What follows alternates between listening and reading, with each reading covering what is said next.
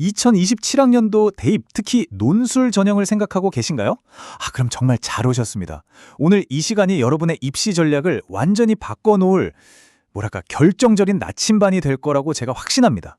진짜 논술 실력 딱 하나로 대입의 판을 뒤집을 수 있는 엄청난 기회잖아요. 2027학년도 수리 논술 전형, 그 모든 것을 지금부터 저랑 같이 하나하나 파헤쳐 보시죠. 이 말 진짜 많이 들어보셨죠? 입시 역전의 가장 큰 기회. 아니, 왜 다들 그렇게 말하는 걸까요? 그건 바로 내신이나 수능 성적이 조금 아쉬웠더라도 그걸 단 한 방에 만회하고 내 실력을 제대로 보여줄 수 있는 가장 강력한 카드가 바로 이 논술 전형이기 때문입니다. 다시 말해서 이건 여러분한테 최고의 전략적 무기가 될 수 있다는 거죠.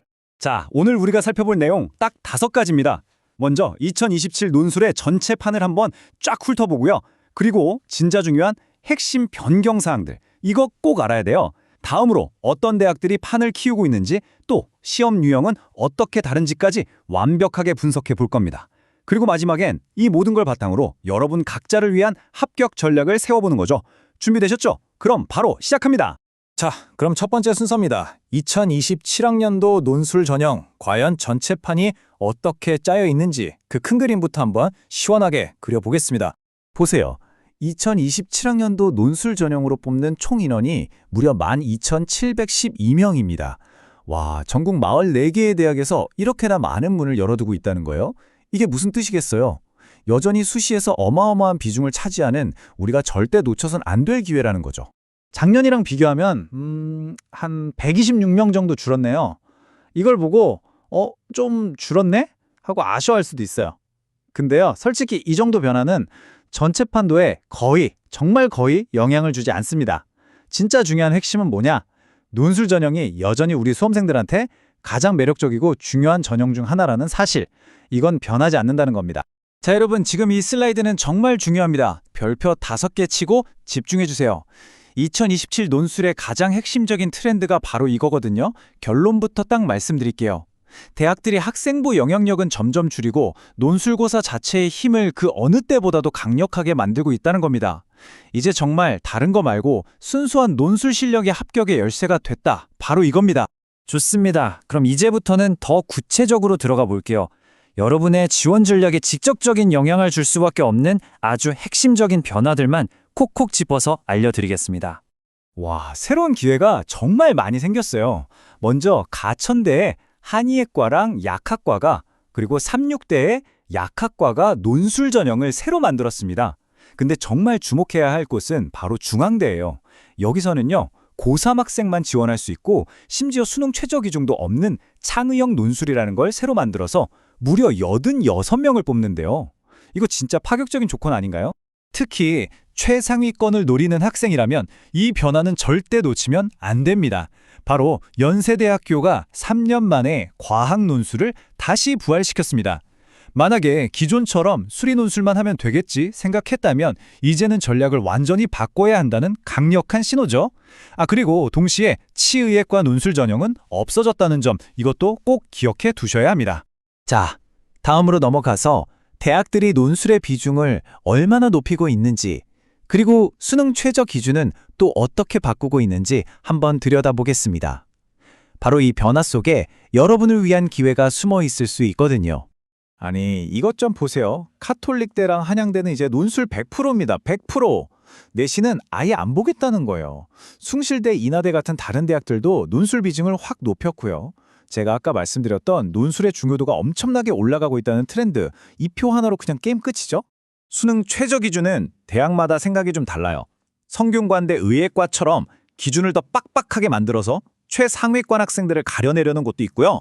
반대로 홍익대나 숭실대처럼 기준을 낮춰서 더 많은 학생들한테 기회를 줄게 하는 곳도 있습니다. 그러니까 내 수능 예상 등급을 딱 보고 어디를 공략하는 게 가장 유리할지 아주 영리하게 선택해야 하는 부분입니다. 그리고 여러분, 이게 또 하나의 대박 정보입니다.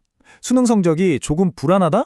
괜찮습니다. 오직 논술 실력 하나만으로 승부 볼 수 있는 대학이 무려 20곳이 넘어요.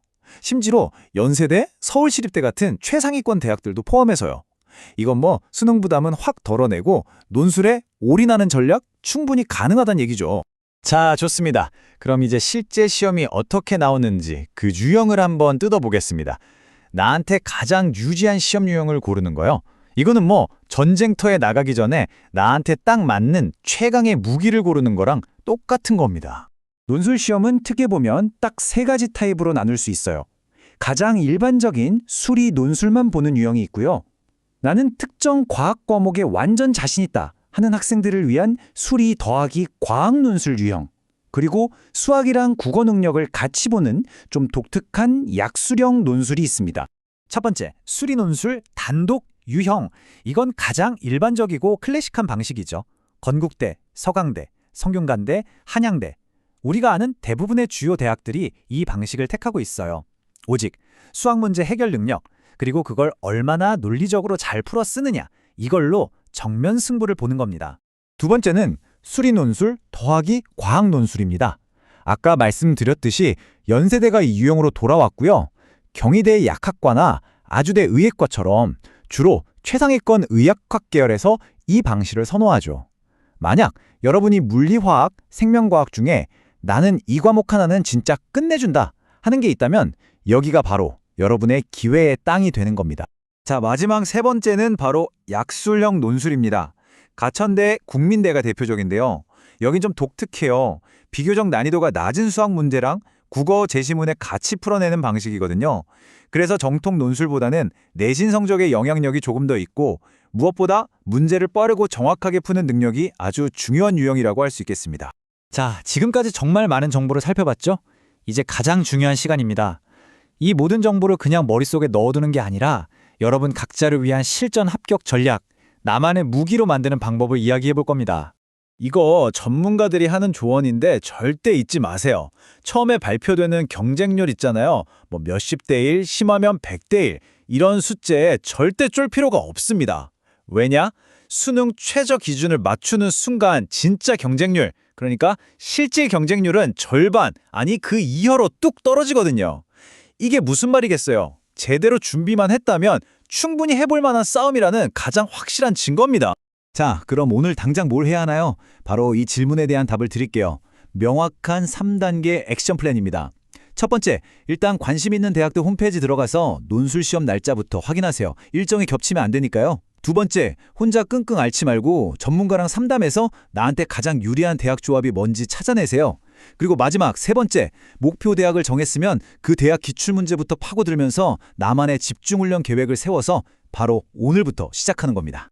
2027학년도 논술 전형 새로운 판은 이미 다 짜졌습니다. 중요한 건 이거예요. 이렇게 정신없이 바뀌는 변화의 파도 속에 분명히 여러분을 위한 기회가 숨어 있다는 사실. 오늘 제가 드린 이 정보들을 여러분의 강력한 무기로 삼아서 과연 어떤 전략을 세우시겠습니까?